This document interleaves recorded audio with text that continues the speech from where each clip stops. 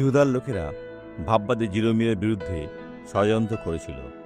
Doctor Suarez কিন্তু কেন? কারণ সে ঈশ্বরের লোক ছিল। কিন্তু যখন কিছু তাঁর বিপক্ষে শুরু হয়, ঈশ্বরের ব্যক্তি সেটা নিজের হৃদয়ে অনুভব করে। আর তিনি কি করেন? তাদের আশীর্বাদ করেন। সেটাই বাইবেল আজ আমাদের করতে বলেন। মসির নিয়মের মতন নয়, যেটা লোকেদের অভিশাপ। জিরেমীয় 11:20 বলে, কিন্তু হে বাহিনীগণের সদাপ্রভু, তুমি ধর্মত বিচার করিয়া থাকো, তুমি মর্মের ও অন্তঃকরণের পরীক্ষা করিয়া থাকো।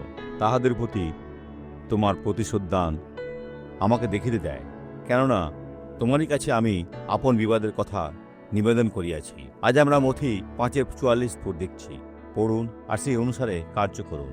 এই স্বাক্ষরে দেখুন। আমি ভালো আছি। আপনি কি সুস্থ হয়েছেন? আপনার কানে এটা কি? আমি কিছুই শুনতে পেতাম না। আপনি কিছুই শুনতে পেতেন না, তাই তো?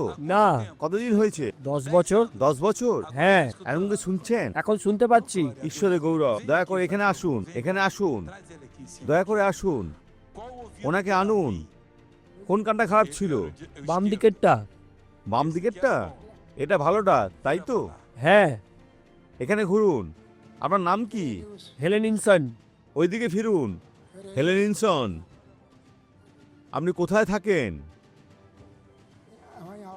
মণ্ডলীর কাছেই। স্ত্রীর নাম কি? আমার স্ত্রী নাই, আমি একা। আপনি নিজের সঙ্গী কি এখনো পাননি? কি? আপনি কি এখনো আপনার নিজের সঙ্গী পাননি? না। বন্ধুরা, আসুন অলৌকিক কার্যের জন্য প্রার্থনা করি।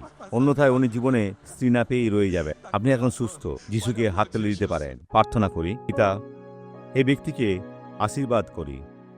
এই ব্যক্তি ও নারীর জীবনে থাকা মন্দকে বলি, বেরিয়ে যাও, চলে যাও, যিশুর নামে। আর আপনি বলুন, আমি বিশ্বাস করি। ঈশ্বর আশীর্বাদ করুন।